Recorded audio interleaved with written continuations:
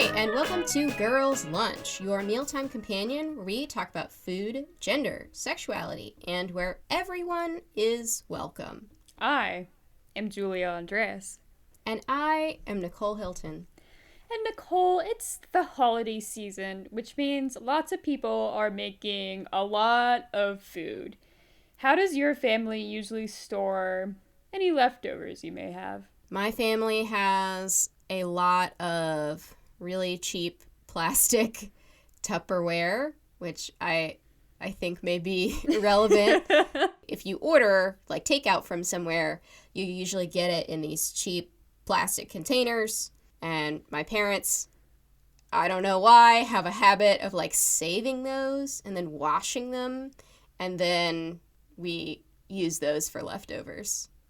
Which is, to my brother, who's worked in food service for, like, I think 13 years or whatever, he's like, that's all supposed to be single use. You are consuming nothing but microplastics. Please throw these away. Oh my gosh. That is something I have also been guilty of, I feel like, especially when David and I were first living together. But now we don't do that. Now we have grown beyond and have fancy glass Pyrex Tubberware. Yeah, that's what we have. I really enjoy those. Well, you may have noticed in our little conversation, we referred to any sort of thing that has leftovers as Tubberware, and I am saying Tubber with a B. This is a thing Julia has done for a very, very long time, audience. Is spelled it Tubberware. I don't know why I say it, but that's just how I say it, and it's not how it's spelled. It's Tupper, Tupper. But I say Tubberware, and that is just how I'm gonna say it. So you can fight me later. I'll meet you out back. I think it makes sense in the sense of, like, you think of, like, a tub of something. I think it comes from my parents, and specifically my mom's side, which is southern, rural North Carolina raised, because they say a lot of things weird and different.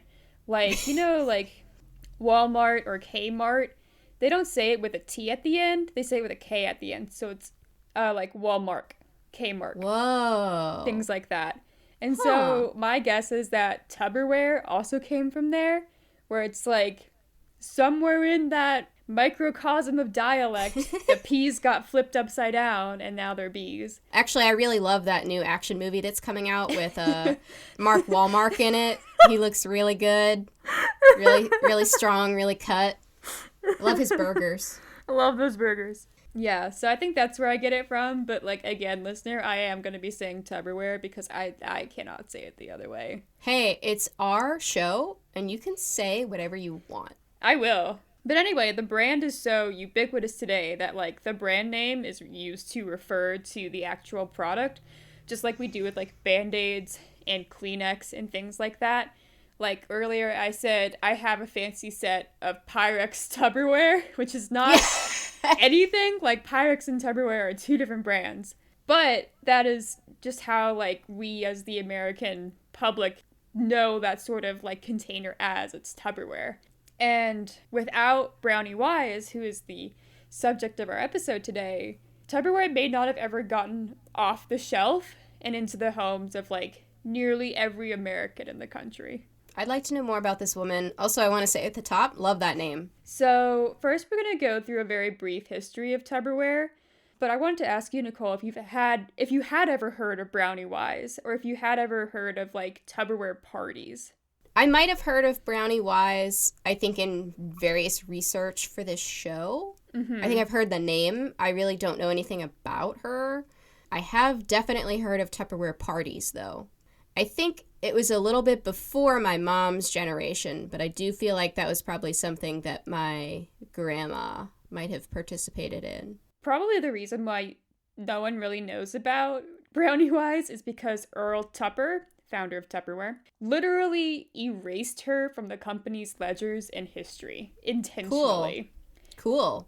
To quote one of his, like, right-hand men and executives, when he decided that he didn't want Brownie Wise in his company anymore, he said, "She's fired, and I want all evidence of her gone." Okay, this is like taking the chisel to the pharaoh's name in the hieroglyphs and just chopping it out. You know? Yeah, man. Talk about cancel culture. I know, right? We don't get to cancel people like we used to.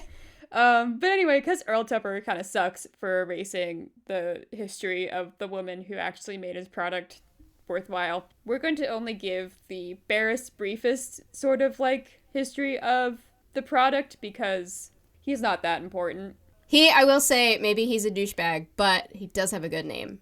Well, his full name is Earl Silas Tupper. Really good. And I know. He was born to farmers in Massachusetts in 1907, and like many entrepreneurial souls, this is a story I feel like we've heard a lot, he was not big on formal education and going to school.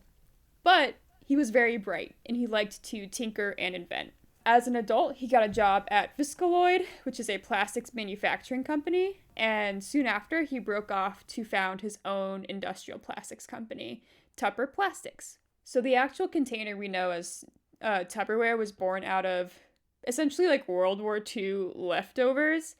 In the post-war era, like wallets were loose, but raw materials were really scarce. So there was like a high demand for stuff, but we sort of like pushed all of our raw materials to go to the war. So it's like, oh, what do we have? What do we have around? I don't know. We've got this. And then we would make stuff out of it. So based in like his plastics company, usually they would use plastic resin, but all of that was gone for the war effort. So instead, Earl made use of polyethylene, which is a smelting waste product, and it was apparently very smelly. Yuck. So with this literal slag, Earl crafted an entirely new and innovative type of plastic, poly-T, that was highly durable and flexible. The plastics at the time made of plastic resin were more like glass in a way. They were like fragile, they would shatter. If you dropped them, it'd be like it kind of makes me think like we don't really have plastics like this anymore because most of our plastics are the more durable poly-T kind. But like if you go to your grandparents' house, maybe they'll have like a crystal, looks like a crystal bowl, but it's made of plastic, and yeah, you can pretty easily just like chip it or like rip it or things like that. They're not durable at all. And more importantly with poly-T is that it would not give off harmful chemicals or odors to food, even when it was exposed to highly acidic things like lemon juice. Today we've learned that's not necessarily true if you microwave your food in like Tubberware and stuff. But at the time it was revolutionary to have a plastic that wouldn't like make your food gross and smelly. And wouldn't melt. It wouldn't melt, yeah. I mean, not under, like, a microwave oven, at least. Yeah, or, like, if you had tomato sauce in it, it wouldn't, like, eat through the plastic. What I found really interesting was that, like, pre-Tubberware, what people usually did is they just put shower caps on top of plates and bowls. Huh. Yeah? Huh. Yeah. Okay. Which, like, makes sense, right? You're just like, oh, here's a cover. Not like a used shower cap, I'm assuming, but, like... Right. They would just put one of those little shower caps over your plates and your bowls. Sure. I guess. It feels a lot like when you're, like, camping or maybe you're, like, on vacation and you're like, crap, I don't have all the stuff I normally have if I'm at my own house. I got leftovers from our big picnic. What do?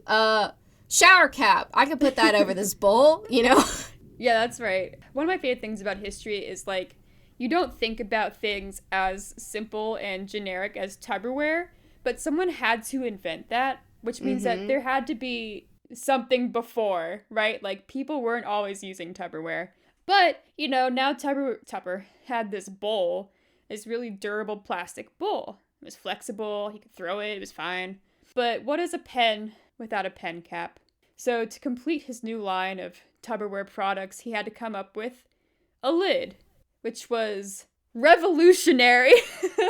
So in 1947, Tupper capped off his creation with a lid, and he named what we now know as Tupperware, and he patented it as the E.S. Tupper open mouth container and non-snap type of closure, therefore. Really rolls off the tongue. Yes. And Tupperware was born. So enough about Earl and whatever he's doing. I don't care. Boo. Boo. We're gonna go talk about Brownie Wise. BT before Tupperware. Brownie May Humphrey was born May 25th, 1913 in Beaufort, Georgia. Adorably, her parents named her Brownie because of her big, beautiful brown eyes. She's the OG brown-eyed girl, if you will. I love that. That's nice. And she's very pretty. Like, in the photos I saw in the research text I was reading, like her eyes are just big and brown, and she's like a lovely lady. She's very stylish. There's a photo here from PBS where she's just holding a little puppy. I'd buy some plastic goods from her, 100%. She's knocking on my door. Let me see that order form, ma'am. One of everything. She is an icon. She is the moment. Brownie's success probably stems from how she was raised. She comes from a long line of women who do what they want and we're like, I don't need a man. Her own mother, Rose, refused to be a housewife. She chose instead to continue her work at the local hat factory and even became involved in union organizing. Her husband and Brownie's father left them after 2 years. I love working at the hat factory as no disrespect to Mrs. Humphrey, but the hat factory of all things. I don't know. I love a woman who knows what she wants and goes to get it, 100%. Hat factory. Hat factory. I gotta get into that hat factory. Yeah. So now that her husband was gone and needing childcare, Rose left Brownie with her Aunt Pearl and her grandmother. Rose's mom, Brownie's grandmother, had raised Rose and 6 other siblings, 7 kids, by herself when her husband, Brownie's grandfather, had died when the youngest was 3. Okay. So not only did, Brownie's mom be like, I'm gonna raise you without a dad, and I'm gonna do just fine, her grandmother raised 6 kids without a dad, or 7 kids without a dad, and was like, I'm gonna do it, and I'm gonna be just fine. That's awesome. In Brownie's words, the women around her gave her the, quote, gospel of gumption, end quote, a self-motivating mantra that you can really do anything you put your mind to. This is a future Barbie wants. Yes. You know? Ken, who's he? Don't know him. Don't need him. Barbie, don't need him. Barbie said, you can be anything. And Brownie's family said, bet. Yes. Like all entrepreneurial souls that we talk about on this podcast. Brownie wasn't big on formal education and going to school. She dropped out of high school at 14 and actually joined her mother in union organizing. She gave speeches at union rallies herself. She was involved. In her adulthood, Brownie unfortunately fell for a charming junior executive for the Ford Motor Company, Robert Whitcomb Wise. They got married after 6 months, and a year or so later, Jerry Wise, their only son together, was born. And Robert sucked. Oh no. He had undiagnosed bipolar disorder that made him incredibly violent. Oof. As an example, he once threw a bottle of acid at Rose, which missed but burned a hole in her car exterior. Oh my god. Wow. So Brownie, having had loads of role models who thought men weren't shit, she was like, yeah. Fuck this. And in 1941, she filed for divorce and successfully divorced him. But now she had to fend for herself and for her young son. An opportunity came knocking when a sales rep for Stanley Home Products tried to sell her something, and she thought, I can do better than that. I love the type of person that these entrepreneurial types who see what someone is doing and they're like, you're doing this really badly and I know that I could do this better. And then they, almost out of spite, are like, actually, I'm going to make this my entire thing. Oh, you know? That is, such a good summation of what Brownie does, essentially. She's like, I could do that. That doesn't look hard. A man can do it, yeah. So can I. Fully Elle Woods, what? It's hard getting into Harvard Law School? Yeah. And so she became a dealer for Stanley Home Products, which sold, cleaning supplies and mops and things. They were, the first to actually come up with the idea of house parties to sell cleaning home products to women. It wasn't, Tupperware that came up with it, but it was Brownie who took this idea, made it profitable, and then brought it to Tupperware. After rising up the corporate ladder of Stanley as much as she could, she eventually became a Stanley manager with her own team of highly successful and ambitious, dealers who did the house parties. And these men and women were setting their hungry gazes on what looked like a new cash cow, which was Tupperware. While Tupperware was actually a good product, it wasn't intuitive for customers to use at the time. Customers in department stores thought that the lids didn't fit or they didn't really know how to properly seal them. Which is like, today we're like, you just put the lid on, but people were like, the lid doesn't fit. The lid doesn't fit. It doesn't go on like that. And it's like, when you have to like they have to like press it. And they didn't know how to do that back then. So it wasn't really being sold.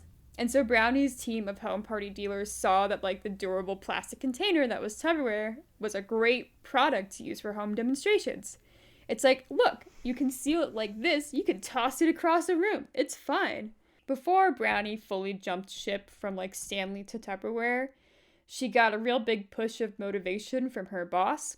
As ambitious as she was, Brownie was just not content with a sales manager position. She wanted more. But even though she was like the most successful sales manager and was like pushing sales of these products exponentially, her boss shut her down instantly for any promotions by stating, "Don't waste your time. Management isn't a place for women." Boo! Boo! And so Brownie left. So Brownie heard that and said, bet, and then proceeded to succeed out of spite. Exactly. She started selling Tupperware instead, and not to get too deep in the weeds of distributions and MLMs and things, but you didn't actually have to work for a Tupperware company to sell Tupperware. You could be a wholesale dealer who was essentially like a middleman, and that's how Brownie and her team started at first. Like, they would run these home parties and they would get orders, and then they would put those orders into Tupperware and then like get them wholesale and then distribute them. But eventually Tupper saw how successful Brownie was and actually hired her to be the head of his new Tupperware Home Parties division. Love to work for anywhere that's called the Home Parties division. Yes, the THP, as I will be calling it.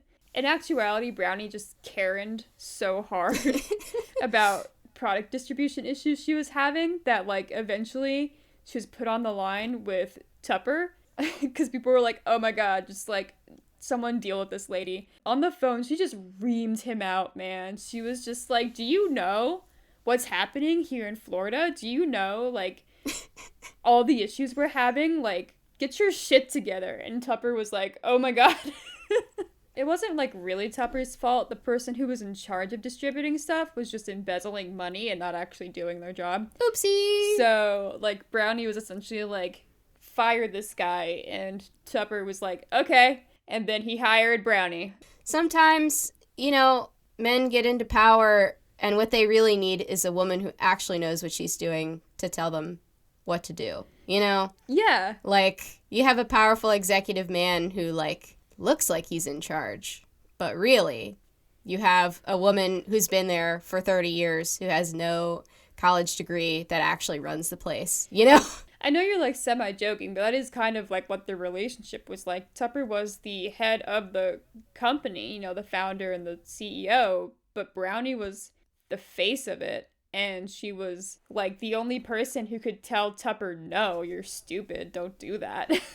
In the beginning, like, their relationship was really close co-workers in the sense of, like, they would bounce ideas off each other. Brownie could tell when something was just like, hey, man, I know you really like to tinker, but that ain't it. And, like, no one else could tell him those things, but Brownie was the only one who could because she had the gospel of gumption. In the beginning, it really was a really powerful partnership.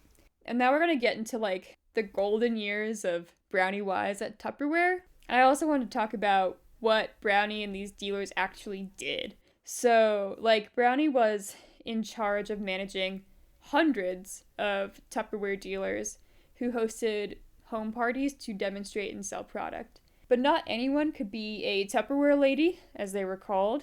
She had 8 basic qualifications for her new dealers, and you and I will read them. We're gonna alternate? Yeah, alternate. They're just so wild. I had to get them in here. I'm only kind of looking a little bit at it, but this is already reminding me of, like, the Harvey girls of, like, you must be clean and presentable and nice to look at, you know? Yeah, these qualifications are kind of extreme. I'm ready for potentially illegal hiring practices. Okay, number 1, health. Her health must be excellent so that she can work steadily and so that she can work on her feet as must be done in conducting a party. 2. Need of money. She must have a real need to earn at least $50 a week, and it is still better if she must earn a good deal more than that. Number 3, full-time. She must be willing to devote her full working time to this business. Of course, this does not mean that she will have to work 40 or 45 hours a week, as she would have to do in ordinary employment. What it means is that she should have no other employment to distract her attention from this business. Number 4, evening work. She must be able and willing to devote several evenings a week to this work. Number 5, family's agreement. Her family must approve of her work. For example, if she is married, her husband must be willing to see her give several evenings a week to our work. We must know that this requirement has been met. We cannot safely accept her statement that, "My husband won't object." We must see him ourselves, explain our work to him, and sell him on it, so that we can be sure of his full cooperation. This same principle applies to any other members of her family who are likely to influence her. 6, field dating. I'll just give this a little asterisk right now. Field dating means like scheduling. It doesn't actually mean like dating as we use it today. Is this like a territory thing? Yeah, it's kind of like a territory thing, and it's like scheduling another party is essentially what this is talking about. She must be able and willing to do field dating if and when it's necessary. This is especially important during her earliest weeks, when she may not have developed enough skill in dating parties at parties. So what this one's talking about in field dating is also kind of like cold calling. You have to be able to call up your friends and family and be like, host this party for me. And then you have to be able to schedule parties at those parties. Oh, okay. So like while you are at Jane's house, schmoozing, selling the Tupperware, showing off the latest products, you've also got to be talking to Sarah of like, hey, wouldn't it be fun if you had a Tupperware party next week? Exactly. Got it. She's got to be networking. Constantly. Your net worth is your network. Ew. Or however that stupid thing goes. Gross. I barf in my mouth. Ugh. Number 7, residence. She must live within easy reach of you so that you can visit her personally and so that you can phone her readily and so that she can attend your training classes and your meetings. Don't love that. 8, training. She must be willing to spend at least 4 or 5 afternoons or an equivalent amount of time in at least 2 or 3 evenings in our regular course of training. And, all caps, it must be more than mere willingness. She must want to be well trained. If she isn't eager to devote enough time to her first training, you should not appoint her. Beware of the applicant who thinks she doesn't need thorough training. The odds against her are huge. A lot of this reads like the type of advice that I see from people who like own their own small business or do MLMs or that type of thing. And they're like, the hustle, the grind set. You gotta be up there. You gotta be networking. You gotta be grinding out all the time. You gotta be committed if you want success. It's just a big MLM, man. That's all it is. Yeah. In addition to all of the qualifications above, a Tubberware lady also had to be at least 25, have someone else in the house like a grandmother to care for her kids, have a car and know how to drive, and also have a telephone. That is a wild amount of privilege and assumptions also, like assuming that she just has kids. If you notice that description I just gave you, it was essentially Brownie herself when she was just getting started. Yeah. She was at least 25. She had her mom in the house to take care of her son. She had a car and she knew how to drive. And she had a telephone. And she was ambitious. Brownie said, I just need 20 more of me. So you just need to be like me when I was at that point. You know? I can't clone myself, but if I can find enough people who are basically me, then this business will be a success. I mean, she did. I mean, yeah, I'm not saying that's like a bad approach, but clearly it worked. And so, like, what happened at these Tupperware parties? In Brownie's words, it is a proven fact that you will sell more to a group of 15 women as a group than you will sell to them individually. So, taking advantage of that groupthink. So to unpack that a little bit, the idea is like if you have a group of people, all the other women, Sarah's like, oh, I see that Julie has bought the giant crock 2000. Well, maybe I also want a giant crock 2000. Yeah. Is that the kind of idea? Rather than like if you and Julie are just having a conversation. Yeah, the idea is like you're going to sell more to a bunch of people in one room at one time than you are going to all those people's houses one by one. Yeah, that tracks to me. That makes sense. And so if you were a Tubberware lady, you did not host a party. You got someone else to host a party and invite people. So this was like an event that you were the entertainment, for lack of a better word. So you would be like, hey, Joan, you want a Tupperware party? And Joan would be like, yeah, that sounds sweet. I'm going to invite 15 of my closest friends and host them at my home. And you're like, that's great, I'll show up there. And then as a Tupperware lady, you would show up to their home and you would set up for the party with all of your goods to demonstrate. Each demonstration must be entertaining, informational, and show how useful the products were. So you would be like, haha, we're having so much fun talking about Tupperware. Look at all these products. I'm going to toss it across the room to you. You have to catch it. And we're having fun. It's very silly. But this is a real value and a real product you could actually buy. So if you'll just give me your credit card number. Exactly. The goal of each party was to date or schedule more parties with the guests there, and of course to sell product. So you were like, oh, Joan, your party was like a great success. People bought a lot of product. Oh, you're telling me that Judy wants a party at her place next week? That sounds great. I'll schedule one with her.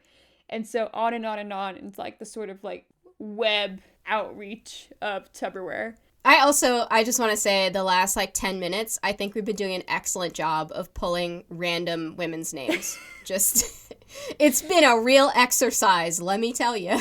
I think a lot of the names I've pulled start with J, and I don't know why. Have you ever been to a Tupperware party or something similar? No, I don't feel like this is commonly done now. Not anymore. But I'll say that when I was younger, I did go to a Pampered Chef party. So Pampered Chef, for those that don't know, is a similar like MLM, you sign up like Avon or any of these other places is like you sign up and then you try to sell products. So Pampered Chef is a lot of like kitchen gadgets. So we had a neighbor who sold for Pampered Chef, and I went with my mom to one of these parties once. And it is kind of wild. Also, as like a 7-year-old to be like, what is this? Why are we here? What? But yeah, it's a weird experience of like, it is a party or just like a neighbor gathering, but it's also like, it's kind of like Home Shopping Network. If you're imagining like, what could they possibly be doing? Like how are you demonstrating? But it's like, look how easy this whisk is. It's so small. It's like perfectly convenient. Watch me whisk these eggs. Watch me whisk. Now watch me nay. It's weird. I don't know. It feels a lot like you're in the Home Shopping Network. And like it totally makes sense how like these don't happen anymore because we have things like television and we have Home Shopping Network. We video have like the internet. Yeah. Yeah, like we, housewives are no longer just kind of like, well, I'm at home. Might as well meet with my friends and have some entertainment and eat some snackies, My friends who are also at home, not working outside the home, might as well.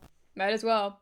Brownie was not only an incredible salesperson and manager. She was like really hands-on with her dealers, with her Tupperware ladies and her distributors. She would always respond to letters, and she put out a newsletter with tips, tricks, and motivational speeches. And really to top it all off, like something about Brownie was that she was a fantastic writer, which makes sense given her background and like union organizing and speeches. Like she was a great public speaker. She was great at motivating people and persuading them. She was like a phenomenal writer, and she cared deeply about the women that she was in charge of.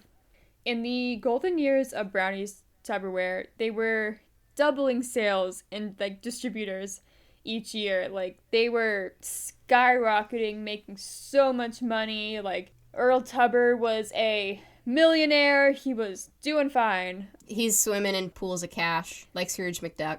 And Brownie was becoming the face of Tupperware. Tupper himself was not a public person. He preferred to just kind of stay in his home. He didn't like going to the headquarters. If he did, he didn't tell people who he was. He was just kind of like, I don't really like fame and all of that.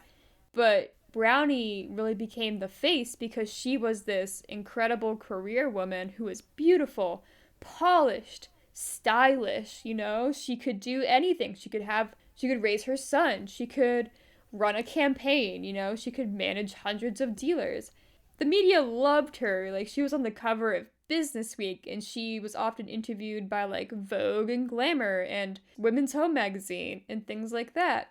And she looked perfect in every photo, and she posed with things like the product, Tubberware, cars, horses, the puppy that you saw. Apparently a tiny dog, yeah. A tiny dog. And she also would give a lot of speeches. I feel like today she would be Kardashian level famous. Like, women everywhere would aspire to be her and to have what she had. She'd be giving TED Talks on the regular. Oh, yeah. She'd have a podcast, I think. Oh, yeah. She'd have, like, a Girl Boss podcast. I feel like we would equate her more to, like, maybe a Martha Stewart type, but that doesn't really describe the amount of, like, aspiration that was there in Brownie Wise. Like, women aspire to have her life and to live the way she did. She had a beautiful house. She had horses and land. She had an island. Okay. She was very wealthy in the golden years, right? She was not humble in that sense. She had a lot of material wealth. A material girl living in a material world full of little plastic bins. And not only did Brownie have a lot of material wealth, but so did Tubberware as a company, which led to some crazy-ass shale shenanigans, TM. So every year, Brownie and her team would host a jubilee, a giant extravagant party for her distributors and dealers where there were speeches, trainings, and awards given out to the best dealers that year. Kind of like the conferences we used to go to, but better. Just to kind of give you an idea of the level of insanity that's happening at these jubilees. After you were done with all the boring conference stuff, you would get to go enjoy a themed party. Ooh. One year the theme was Wild West and prospecting, where dealers could, quote, prospect for $75,000 worth of prizes. Whoa! And I mean literally prospect. They buried, in today's money, about $900,000 worth of items in the ground for dealers to grab a shovel and dig up. We're talking diamond rings. We're talking gold watches. We're talking ice boxes, mink stoles, a toy car that represented a real car. Oh my god. And because the headquarters where these jubilees were hosted was in Florida, in the same Orange Blossom Trail area where Disneyland will eventually be, it's a swamp. And so not all of the prizes were dug up, which means many, many years later when they were excavating the area where the headquarters was, they were pulling up things like diamond rings out of the ground. What? That's insane. This is fully like when you go to parks or things like that, have like you can do a fossil dig, you know, and they give you the little tools and you like dig up and it's like, wow, a real fossil and like you can keep it and everything, but on like a way bigger scale. This is some like Price is Right ass shit, you know. And in another year, she surprised her dealers by granting their wishes. Before the Jubilee happened, she had like all of her dealers submit their greatest wish into like a little treasure box. And then at the day of the Jubilee, she surprised many of her dealers by granting their wishes. One lady wanted to see her son in Tokyo for his 22nd birthday. Aww. And so she got an all-expense-paid trip to Tokyo for her to go visit her son for his birthday. Aww. With enough cake for his whole regiment to celebrate with him. No. Did they put the cake in Tupperware? Was it properly Oh, they stored? probably did. Oh, you know they did. One lady got a motorboat. Another one got an air trip to Disney, California, because the Florida one wasn't around yet, for her and her family. So, like, flying a family to California to go to Disneyland from Florida. One family got a 2-room addition added to their home. Oh my god. One dealer sat through an hour-long fashion show of clothes and then learned that they were intended for her. And then the wildest one, this one blows my mind, they wanted to gift one lady a car, and they wanted to surprise her with it because this was her dream car. And so they're like, you know what? Let's hide it in the pond. But the pond wasn't deep enough. What? So they dug the pond deeper. They made the pond bigger so they could hide the car. What?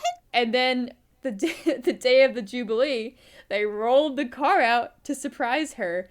And I'm just sitting here like Wolf of Wall Street, eat your heart out. Yeah. Like, you could never be this. You could never be this. Oh my god, you've got strippers? That's so whatever. I'm gonna pull a car out of a pond that I dug just for this. I'm gonna go prospect in a cute little Western outfit and get a diamond ring. Like, leave it to women, man, to do better. The extravagance of these Jubilees is kind of mind-boggling to think about. Like, it also makes me incredibly sad. Yeah, I'm like, damn, I'm like 50 years too late to get on this like bandwagon. Like, I'd like an addition on my house, please, you know? Yeah, it's like, wow, there was so much money that they were just kind of like throwing away. Yeah. You know? And it's like, here I am sitting in a house that I need help paying for because of the area I live in. And I will say, like, Brownie had a really, really strong love for the arts. And she did take so much of her success and her money and put that into the area to develop an arts community. And this is like rural Florida in the 50s, right? And she's like, I want to hire local artists to paint this beautiful mural on the side of our headquarters. I want to host artist alleys and things like that. Like, she definitely put back into the community. And the community loved Tupperware, and Tupperware loved their community. It was very much like a goes both ways kind of thing. And you will kind of see how that, like, really good community relationship saves Tupperware company from a really bad press fiasco. Ooh. But first, let's have our food fact of the day. Well, let's box up what we're eating in some Tupperware, and we'll go to get the food fact of the day. Sounds good to me. Okay, so we all have YouTube rabbit holes, I think. One of mine is theme parks, especially Disney theme parks, which I think is funny that we were talking about Disney earlier because that is the subject of our food fact of the day. In one of my YouTube rabbit hole adventures, I watch a lot of Defunct Land, and there's also a channel called Yesterworld. I don't even remember what video it was or what it was about. They offhandedly mentioned this attraction that used to be at Epcot called Kitchen Cabaret. Kitchen Cabaret? Spelled with a K, which later became known as Food Rocks. Food Rocks? Yes, which is how we're going to get to, it's related to food, so. Do you know Epcot? I know Epcot. Never been, but I know it. Yeah, it's the one that's in Disney World in Florida. This is the big ball, if you know the giant ball. I've always wanted to touch it. It looks very touchable. Okay, so Kitchen Cabaret was an opening day attraction at Epcot when it opened in 1982. So the very first day of Epcot's opening, doors are open. Wow, that ball. It looks so touchable. Yeah. Wow, giant ball. Kitchen Cabaret is there. For those that don't know, Epcot generally is sort of themed around showcasing innovation and new technology. We're going to be focused on Future World, though, and there's a portion of Future World that is called the Land Pavilion. Oh. It is focused on agriculture and farming. In case you didn't know, it's really expensive to build and run a theme park. Who would have thunk? Well, so when Disney built Epcot, it was their biggest financial gamble, like, ever. I want to say that they spent close to $1 billion building Epcot. That's a lots of money. It is. So if you are trying to build a $1 billion theme park, you might go looking for corporate sponsors, right? Because you got to try to levy some of this cost somewhere. So in the process of trying to get Epcot built, Disney forms a partnership with Kraft. You know, Kraft mac and cheese, Kraft cheese singles. I should have guessed with the double Ks.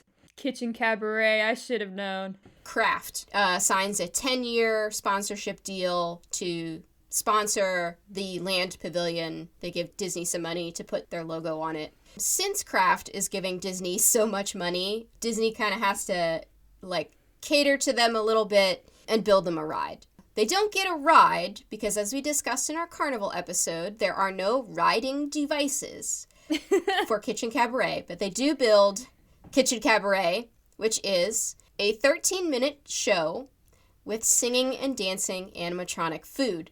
No. I read it before you said it, and then I was just like, oh.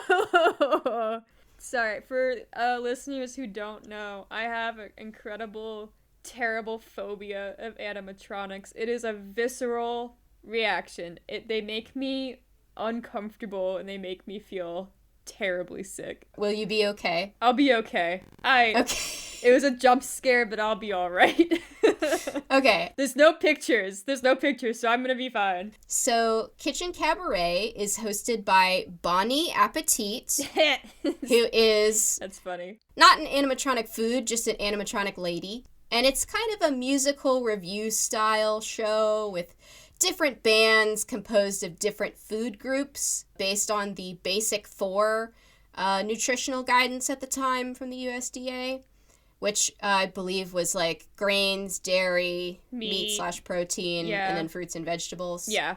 So in order, each of these little musical groups/bands are, in the order they appear, the Crackpots, also spelled with a K. I love that. Sorry. It's gonna be my new band name. It's pretty good. I'm gonna take the band name and call it the Craft Pots. Oh, that's even better. But I guess they were afraid they'd be like too on the nose. The Crackpots were a band of condiments modeled after different Kraft products. So you have like your jar of Hellmann's mayonnaise, not labeled Hellmann's mayonnaise, but it looks like the Hellmann's mayonnaise tub, ketchup, that type of thing. So they kind of introduced the show. Then we have Mr. Dairy Goods and his Stars of the Milky Way, which is a singing carton of milk, very like old-timey, smooth tunes. And then we have some dairy product lady animatronics that come out from a fridge that have sort of an old Hollywood vibe. There's Miss Cheese, Miss Yogurt, and Miss Ice Cream. I will say in your notes, Nicole has it written as Old Hollywood Cheese. And I was just staring at that like, what is that? What does that mean? I was writing these at like 11:30 last night, so I was just like, yeah. Old like, Hollywood Cheese. I'll remember. We all know. And then we had the Cereal Sisters, who were oats, rice, and corn. And they have a solo by the Boogie Woogie Bakery Boy, who is a piece of toast that plays the trumpet. I love this so much. I could never watch this, right? I could never sit and watch this show. But conceptually, I am a huge fan.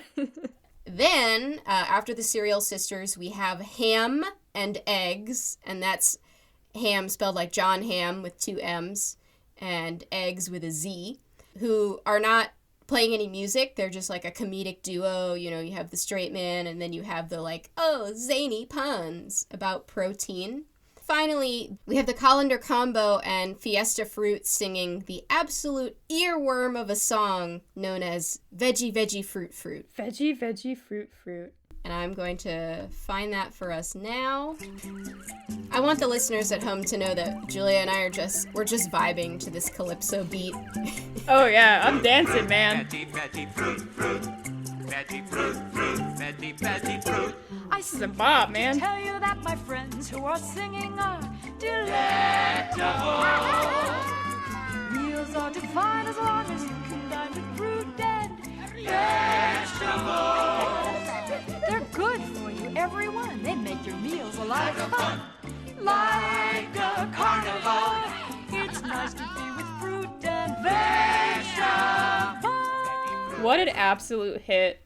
The picture was enough to make me feel queasy, but... Oh, no. That's okay, I didn't look at it too hard. So, in 1992, Kraft's sponsorship ends, and they choose not to renew.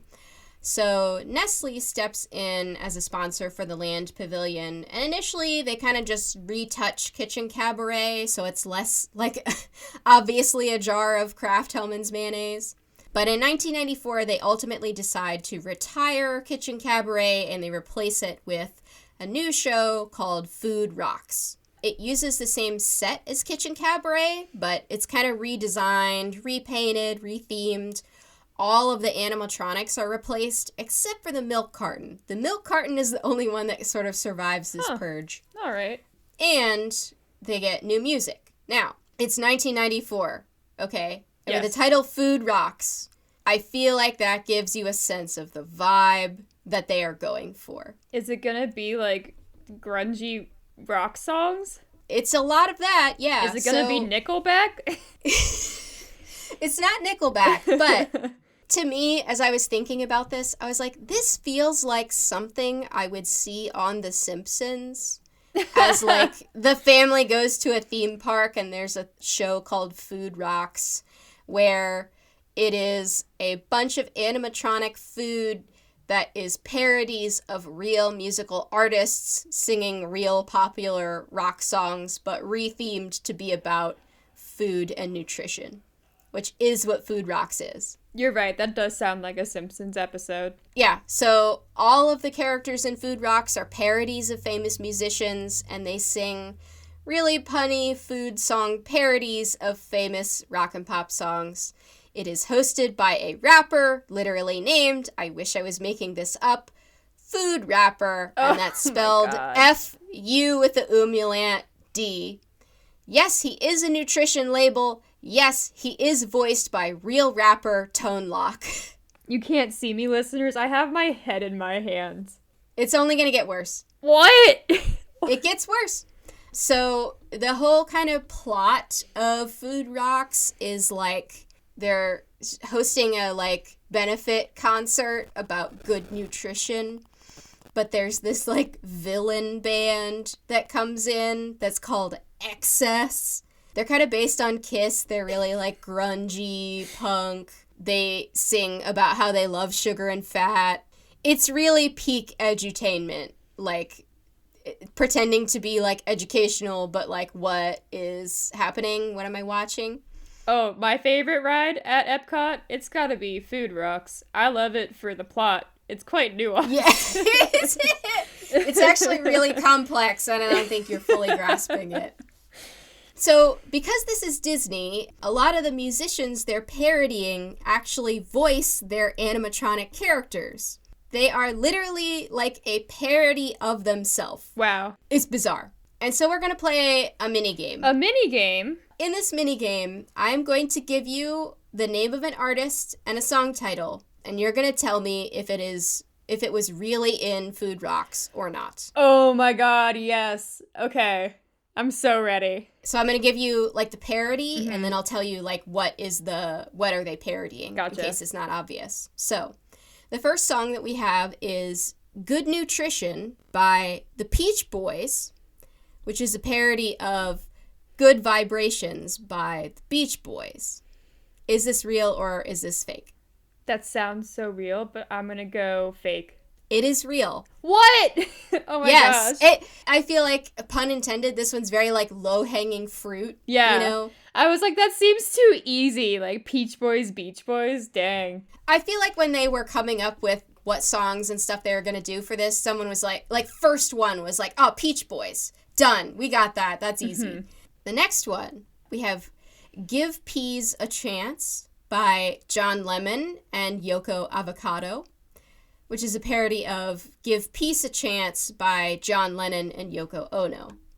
The part that throws me off is Yoko Avocado, because I feel like they would have done a better pun with like yolk, like egg yolks.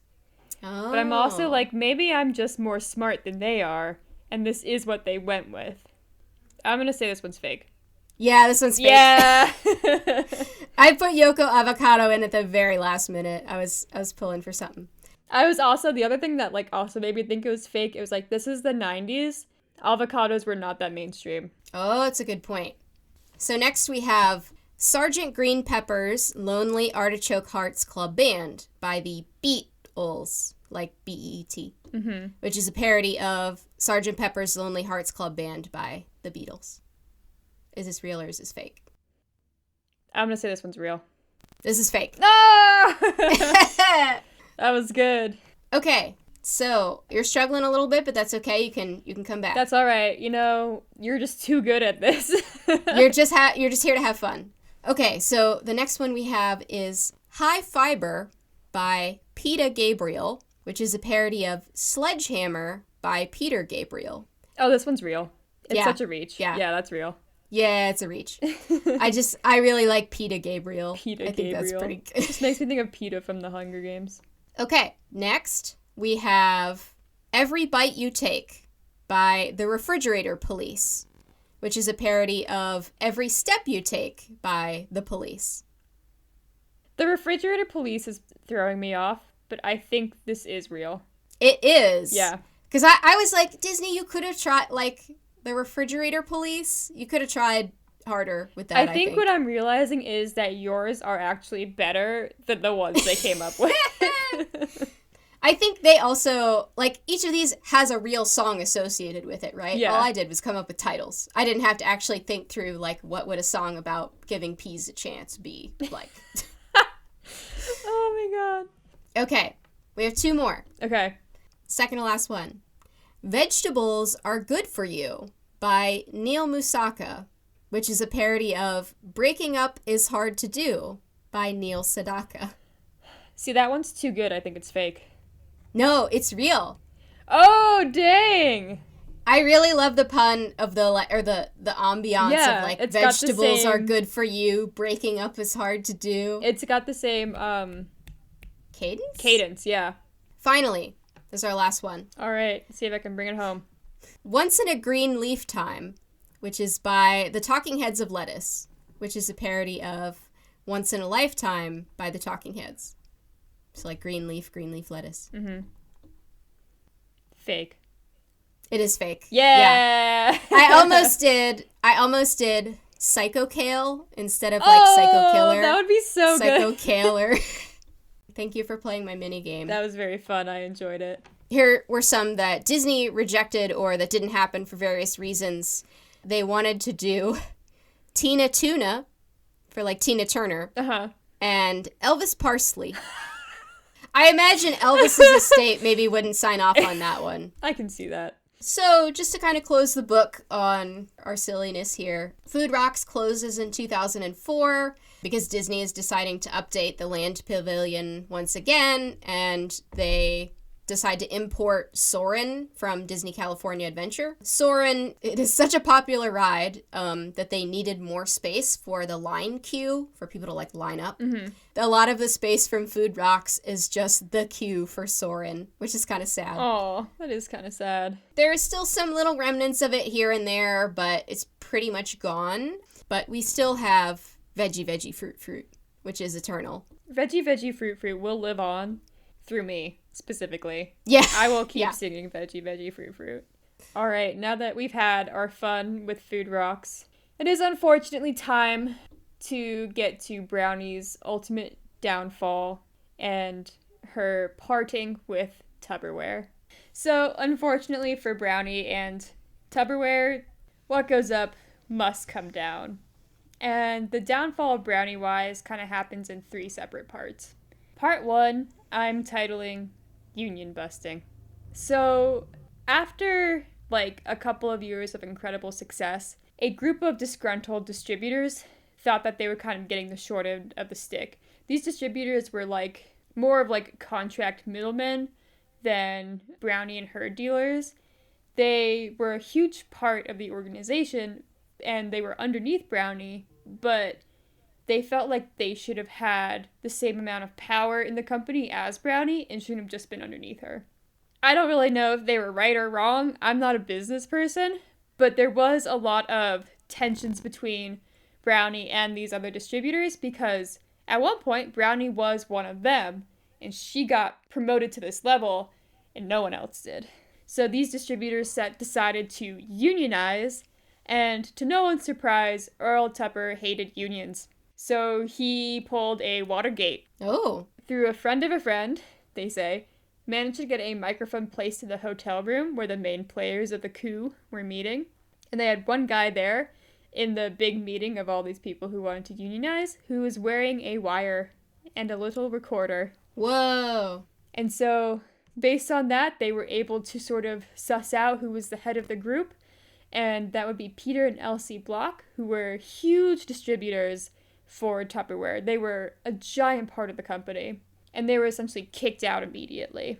Their followers and other people were given a chance to re-enter the fold if they wanted to, and they basically all did.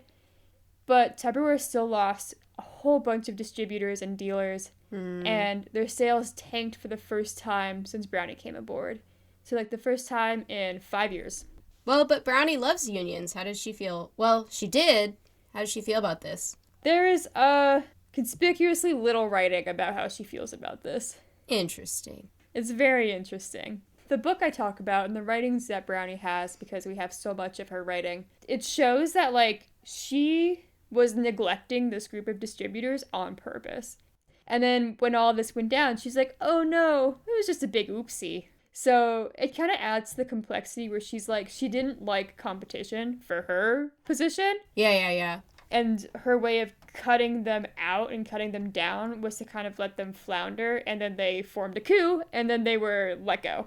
This is the 50s, and she is a woman executive. I can totally understand the paranoia and the obsession of keeping your position. Yeah, no, that makes sense. Yeah. But because of this union busting, morale in the company was very down. And for the first time since Brownie came aboard, Tupper started to take notice of what was happening in the THP, Tupperware Home Parties, division. Before this, he kind of just let Brownie do whatever she wanted. And now he was like, what's going on? On to part 2, which I'm titled, Looks Like Rain. It was time for the next Jubilee in the year of 57, and this Jubilee was going to be hosted partially on an island in Florida instead of at the Tupperware headquarters. This island was owned and loved by Brownie, and it was in the middle of a lake near where she lived. For the party, it was kind of revamped with a little more stuff. It was pretty minimal, though, with, like, decorations and picnic tables and things to reflect a Polynesian theme. The theme for the Jubilee this year was kind of, like, worldwide, and it was ending with this, like, sort of luau on this island. If only Mr. Worldwide Pitbull himself was able to attend. I know. He almost certainly was not born yet, but... To get all 2,000-ish people onto the island for the party, the Tupperware team had to turn to local boat owners to ferry the dealers and their families across the lake to the island. Local boat owners in rural Florida. Just keep that in mind. In typical Florida weather, an evening thunderstorm rolled in while all the guests were more or less stranded on this bare island. Oh no. Panic started to ensue, and people were like, I gotta get back to the mainland. While the Jubilees were always alcohol-free, because it's supposed to be very family-friendly fun and safe for wives to go, so husbands approved, the local boaters, they were not alcohol-free. As they were waiting to ferry people back and forth, they had their own little party on the boats. So, between the storm swells and the utter darkness and the wind and the rain, there were also drunken sailors, and there were many accidents as people tried to get off the island. Oh no. Some people were stranded on the island until 2 a.m. with no way off, and other people were rushed to the hospital. 21 people were rushed to the hospital based on boating accidents. People fell into the water and were seriously injured. 2 had to be rushed into surgery and suffered lifelong consequences from this accident. Oh, jeez. Brownie was one of the first people to get off of the island, and she just went home. Not a good look. No. It was a absolute disaster, right? But, like I mentioned before, our food fact of the day, the community relationship that Tupperware had with this area of Florida was really strong. They had never had bad press before. And so, since Brownie was a beloved public figure, she and her team were able to cover up the event like nothing happened. This is the press release that went out the next week. This is in all caps, but I'm going to try not to yell. To our friends and neighbors in the Kissimmee area. Thank you most sincerely for helping us make our homecoming jubilee the most enjoyable and successful ever. Because of your cooperation, participation, and the genuine enthusiasm of our community, we were able to display to the nation the kind of hospitality for which Central Florida has become famous. Once again, the kindness and generosity you continue to show our people has made the members of the Tupperware family feel proud and happy to call this part of Florida their second home.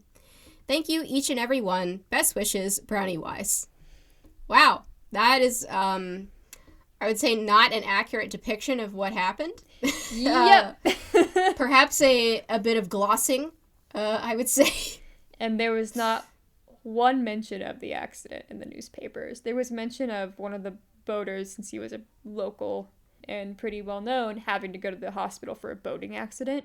But like the little news press release that it didn't say anything of that. The boating accident was related to the Jubilee. So it was completely covered up. Yeah, I mean, do you think they intentionally told, like, the newspapers, like, do not print anything about this? They did, yeah. They went to the newspapers and were like, you have to print this, nothing else. Wow. After Tupper was kind of aware of, like, things aren't great over at THP right now, and then this happens, and now he has lawsuits on his hands from people who are injured, he's like, okay, I have to get involved. And like I mentioned earlier, he was not someone who wanted to get involved, but now he felt like he was losing control of his own company. Not only was there this lack of control, and he feels like things are going, like, just totally wild. Spiraling. Yeah, spiraling. But he was also getting really sick of the press and popularity that Brownie Wise was getting. And so this is part 3 of the downfall, the shadow of fame. So Brownie was now incredibly famous across, especially the area of Florida, but nationwide. Like I said, she was in Glamour, she was in Vogue, she was in Women's Magazine, she was in Business Week. And all of these articles and all of these mentions of her in all these magazines talked about her as if she was the one who had built Tupperware up from the ground, as if she was the head of Tupperware. I mean, like, that's not entirely true or accurate, but she was now the queen of Tupperware, as she was called. She's the person that people think of when they think of Tupperware. Yes. And no one knew who Earl was, or what he looked like, or what he did. And so he was jealous of her, one of the executives said. She was queen of Tupperware, and he was nothing. I mean, at this point, he's just a name. And so Tupperware was sick of Brownie and her shenanigans, was sick of all the stuff that he felt like she was putting him through, and the recognition he wasn't getting, even though he didn't want it in the first place. And he tried to exert his power to manage the THP division. He wanted to be hands-on. He wanted to sign off on everything that she did, that Brownie did. And Brownie fought back even harder the more Tupper tried to push this.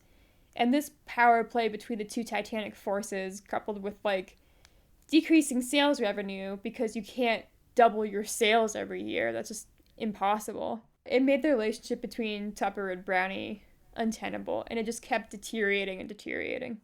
And so he fired her. Well, originally he was like, I want to fire her, and, like, everyone else was like, you can't just fire Brownie Wise. Like, are you crazy? You can't just fire her. She's, like, the lifeblood of this company. And then he didn't like that very much. And so Brownie was offered this consulting position where it's like, okay, you get to keep your name and your fame, but you don't actually do anything anymore. And Brownie was like, no. As a lady who loves to do things, she said, I don't think so. Yeah, and so she pushed back, being like, okay, you gave me a contract saying this.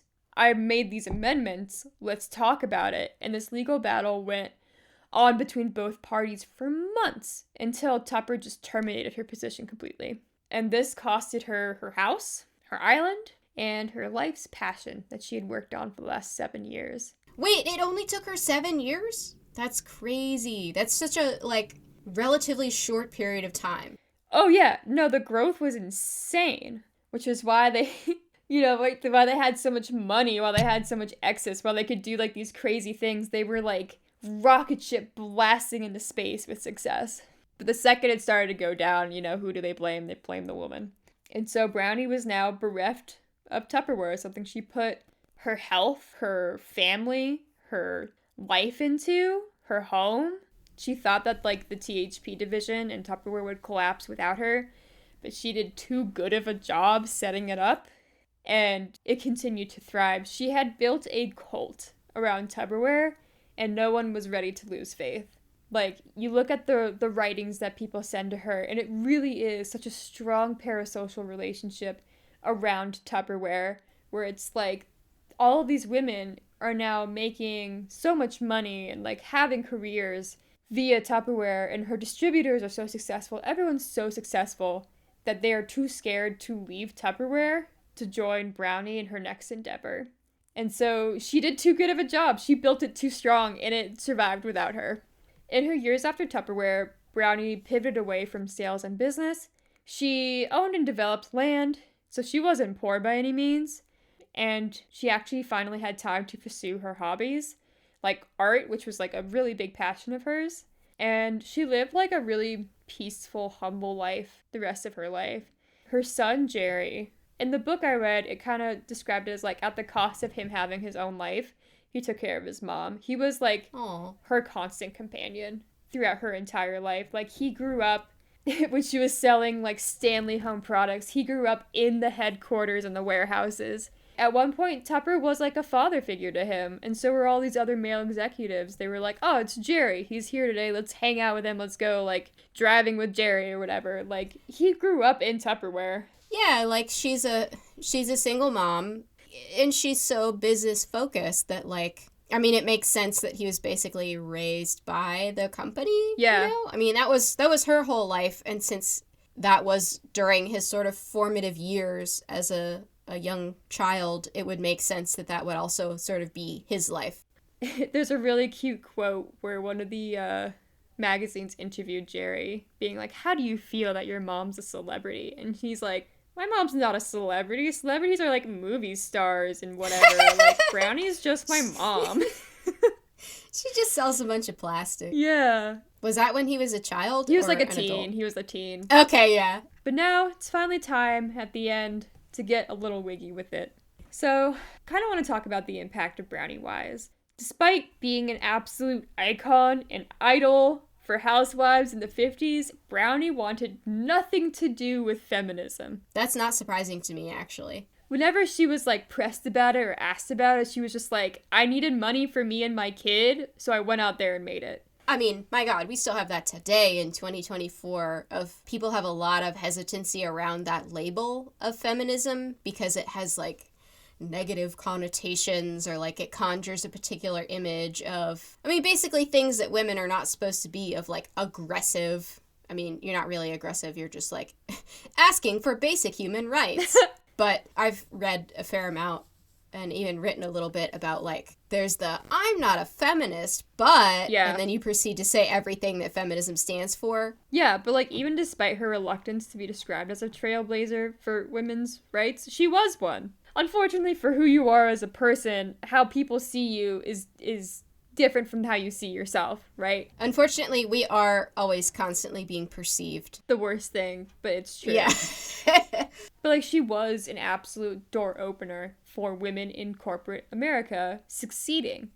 And there was one article, I don't remember what company, or what company put it out, but one of the lines in the article was like, the world is continuing to discover that women are people, and that women want to have corporate jobs. And I'm just like, Jesus Christ. Are you saying women are people? That doesn't seem right. Are you sure? You know, it's like, wow, there's a market for women to want things? I mean, corporations constantly are discovering this. Like, I think I mentioned in a previous episode about how, like, you know, different sports leagues, when they realize, like, wait, women like to watch sports? And they're like, wait, we could sell things to them. We could sell them pink jerseys and whatever, you know. Nuts. It's wild. She was a phenomenon of the time.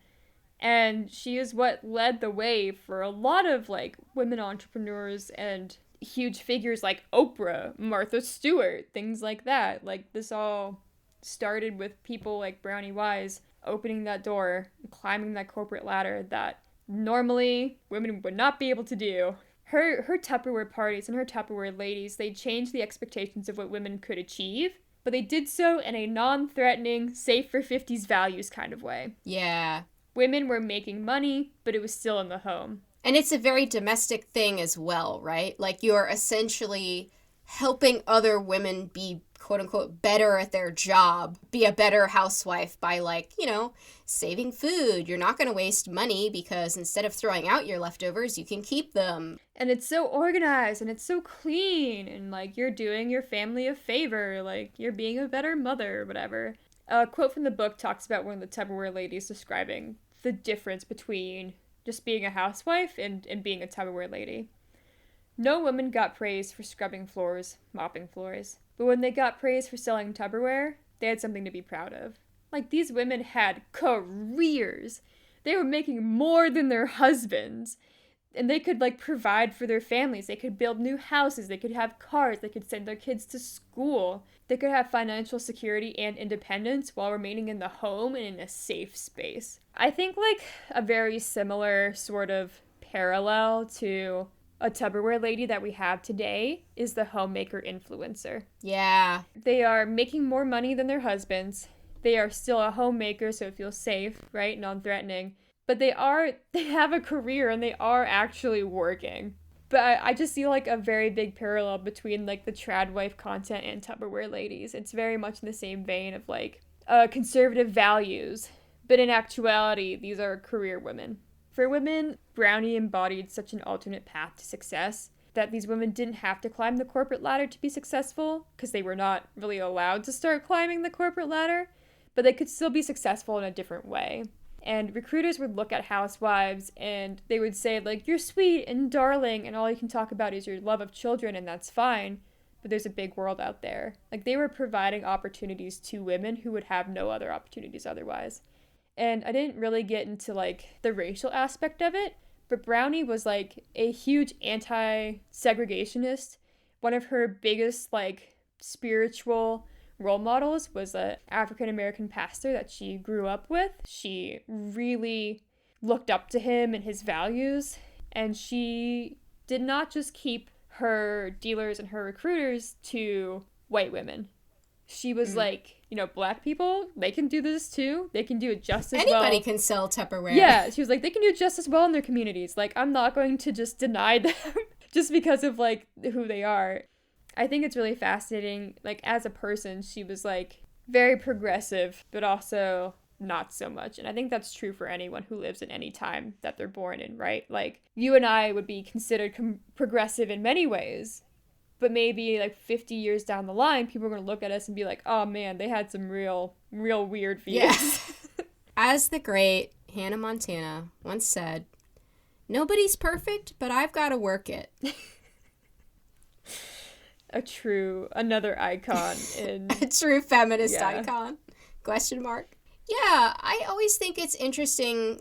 It reminds me a lot of like when I took classes in like women's studies and gender studies and things.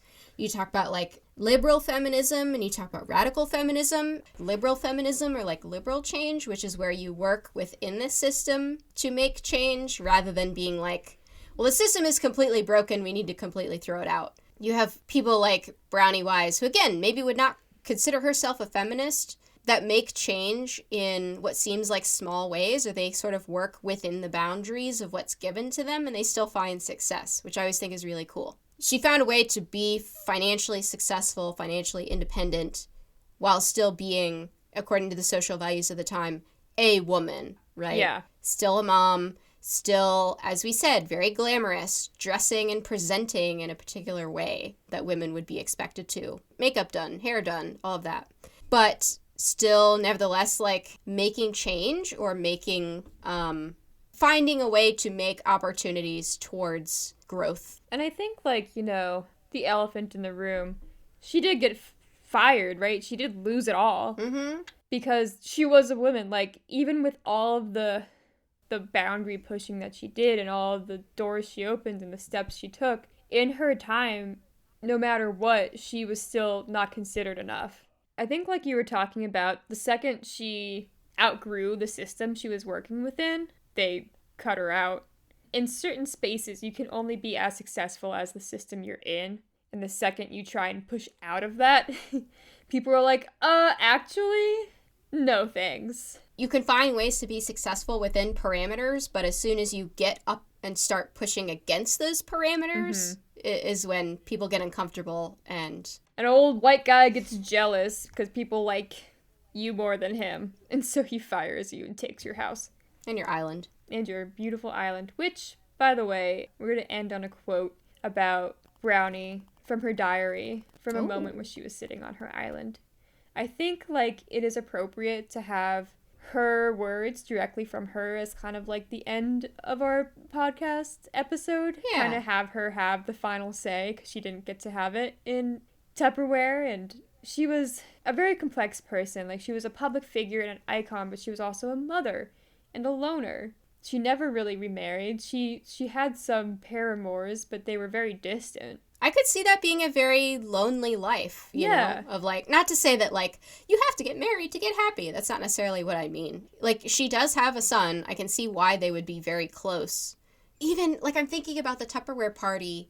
Like, yes, it's a party and you're theoretically like friends and having conversations, but it's all ultimately about selling something. You know, not to say like, I'm sure she had friends and things like that, but I could see how that could be a really lonely existence. Yeah. In a way, she kind of reminds me of Princess Diana, where it's like a beloved public figure who, like, the public persona was very different from the private persona of a lonely, solitary woman who was poetic and complex and loved the arts.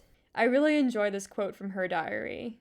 It kind of shows how, like, I don't know, she's just a lady, you know, with feelings. So I'll have you read that to finish it off. From Brownie's diary. Lightning streaks across the great dark bowl of sky, ripping it open with a gash. Then a ponderous roll of thunder will crash against the land and water, continuing one roll upon the other. Powerful, echoing notes of nature's wildest music. It does me good to watch a storm on the island, to listen to it. For in the midst of it, I am always reminded of God's strength and man's frailty. It is good sometimes to be reminded. I stand under the great umbrella of the night sky, on which a million stars are twinkling, and I stand there long enough to absorb the vastness of the universe. I feel small again. And it is good that I do. Snap. Snap, snap, snap, snap, snap. Anyway, that was our episode on Brownie Wise, a fascinating, wonderful historic figure who I feel like deserves to have her story told. So whenever you have just a little bit too much soup that you made, and you reach into your cupboard to get a Tupperware or a Pyrex Tupperware, think about Brownie. Think of Brownie. And maybe have your friends over for a plastic party later. Have your friends over for like a little cookie party. And then you can all take home extra cookies in your Tubberware. You could have a Polynesian party on an island that involves several boating accidents and hospital visits. Oy. Or, thanks for lunching with us. We'll see you next time. We will see you next time. Bye. Our theme music is Red Onions by Louis Zong. Please check out the rest of his album Vegetable Soul in the description. If you have an episode suggestion or want to say hi, you can email us at girlslunchpodcast@gmail.com or message us on Instagram at girlslunchpod. Thank you for listening.